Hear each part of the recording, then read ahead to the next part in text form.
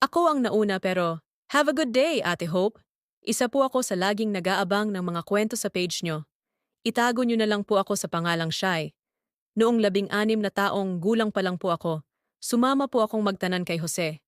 Dahil bata pa ako noon, binawi ako ng nanay ko.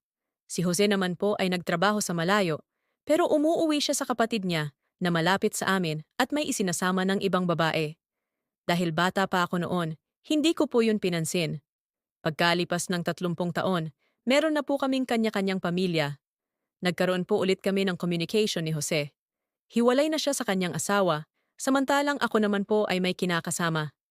Ate, aaminin ko po, mas napamahal siya sa akin ngayon. Pero naguguluhan po ako. Ako ang nauna sa kanya.